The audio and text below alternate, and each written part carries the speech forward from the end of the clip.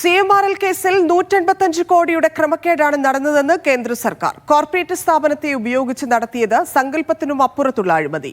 CMRL ചെലവുകൾ പെരുപ്പിച്ചു കാട്ടി അഴിമതി പണം കണക്കിൽപ്പെടുത്തിയെന്നും കേന്ദ്രം പറയുന്നു. നമ്മളോടൊപ്പം MLA മാത്യു കുഴൽനാടൻ ചേരുന്നുണ്ട്. ശ്രീ മാത്യു, ഇവിടെ പെരുപ്പിച്ച് കാണിച്ചു എന്ന രീതിയിലാണ് SFI നൽകിയിരിക്കുന്ന റിപ്പോർട്ടിൽ പറയുന്നത്. പക്ഷേ ആ സംഖ്യ അത് വലിയ ഞെട്ടലുണ്ടാക്കുന്ന സംഖ്യയാണ്. ഇത് മറ്റൊരു തലത്തിലേക്ക് ഈ കണ്ടെത്തലെല്ലാം പോവുകയല്ലേ? അല്ല, ഇതില് നമ്മൾ ഇതുവരെ ചർച്ച ചെയ്തിരുന്നത് മുഖ്യമന്ത്രിയുടെ മകൾ വീണ വിജയൻ ഒരു കാലഘട്ടത്തിൽ ഒരു കമ്പനിയിൽ നിന്നും വൈറ്റായി വാങ്ങിയ പണമായ 1.72 ക്രോസിനെ കുറിച്ചാണ്. അതേ കമ്പനിയിൽ നിന്നും അതിനു മുമ്പും അതിന് ശേഷവും അവർ പണം പറ്റി. സമാനമായ നിലയിൽ നിരവധി കമ്പനികളിൽ നിന്ന് അത് മുഖ്യമന്ത്രിയുടെ മകളുമായി ബന്ധപ്പെട്ട കേസ്. ഈ CMRലുമായി ബന്ധപ്പെട്ട കാര്യം പരിശോധിക്കുകയാണെങ്കിൽ ഇതിനു മുമ്പ് വന്ന ഇന്ററീം സെറ്റിൽമെന്റ് ബോർഡിന്റെ റിപ്പോർട്ടിൽ സമാനമായ നിലയിൽ വലിയ ഹ്യൂജ് എമൗണ്ടിന്റെ ടാക്സിവേഷന് വേണ്ടിയിട്ട് പെരുപ്പിച്ച കണക്കുകൾ കാണിക്കുകയും ആ പണം അവർ ചെലവിട്ടത് അഴിമതിക്ക് വേണ്ടിയിട്ടാണ് എന്ന വ്യക്തമായ സൂചന നൽകുന്ന റിപ്പോർട്ടുമാണ് ഉണ്ടായിരുന്നത്. അതിനകത്ത് വീണ വിജയൻ മാത്രമല്ല, വീണ വിജയന്റെ കമ്പനി മാത്രമല്ല, വീണ വിജയന്റെ അച്ഛൻ കേരളത്തിലെ മുഖ്യമന്ത്രി പിണറായി വിജയൻ PV എന്ന പേരിൽ പിണറായി വിജയന്റെ പേരും പരാമർശിക്കപ്പെട്ടിരുന്നു. ഈ അഴിമതി പണമായി നൽകിയ പണത്തിന്റെ സിംഹഭാഗവും നൽകിയത് പിണറായി വിജയനാണെന്നും ഒരു പരാമർശം അതേ റിപ്പോർട്ടിലുണ്ടായിരുന്നു. അപ്പോ ഓവറോൾ നോക്കുമ്പോൾ CMRൽ നൽകിയിട്ടുള്ള വലിയ അഴിമതി പണത്തിന്റെ കണക്കായിരിക്കും ഒരുപക്ഷെ ഇപ്പോൾ വരുന്നത്. പക്ഷെ ഞാൻ ഈ ഘട്ടത്തിൽ എനിക്ക് തോന്നുന്ന ഒരു കാര്യം, ഇപ്പോ ഈ കേസിന്റെ ഒരു ഫോക്കസ് എന്ന് പറയുന്നത് മുഖ്യമന്ത്രിയുടെ മകൾ വാങ്ങിയ അഴിമതി പണം എന്ന നിലയിലായിരുന്നു. മുഖ്യമന്ത്രിയുടെ കുടുംബവുമായി ബന്ധപ്പെട്ട് നടന്ന അഴിമതിയെ സംബന്ധിച്ചായിരുന്നു.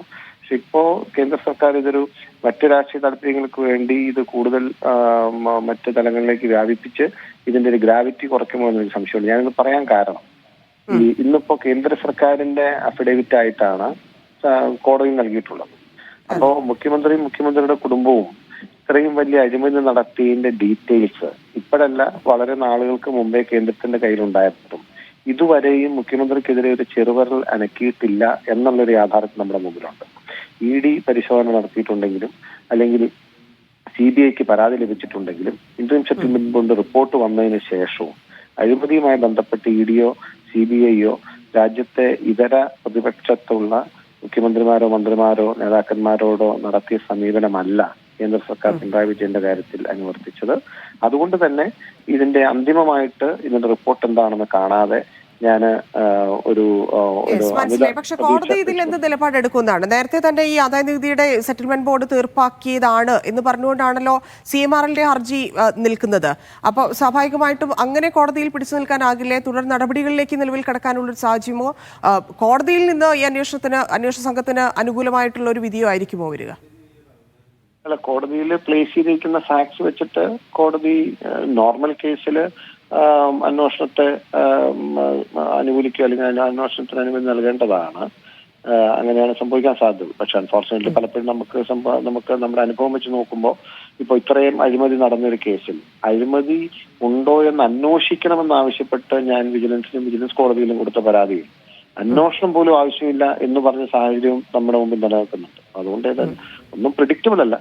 പക്ഷെ മുകളിലെ കോടതികളിലെ ഉന്നതമായ കോടതികളിലേക്ക് പോകുമ്പോൾ കാര്യങ്ങൾ കുറച്ചുകൂടി സത്യം വെളിവായി വരികയും സത്യം തെളിയിക്കാൻ കഴിയുകയും ചെയ്യും എന്നാണ് ഞാൻ പ്രതീക്ഷിക്കുന്നത്. പിന്നെ ഡൽഹി ഹൈക്കോടതി ആയതുകൊണ്ട് കേരളത്തിലല്ലാത്തതുകൊണ്ടും ഒക്കെ ഒരുപക്ഷെ കുറച്ചുകൂടി സത്യസന്ധമായ കാര്യങ്ങൾ വിലയിരുത്തിയതിൻ്റെ ഒരു ജഡ്ജ്മെന്റ് ആണ് ഞാൻ പ്രതീക്ഷിക്കുന്നത്. ഓക്കെ, ശരി, നന്ദി ശ്രീ മാത്യു കുഴൽനാടൻ.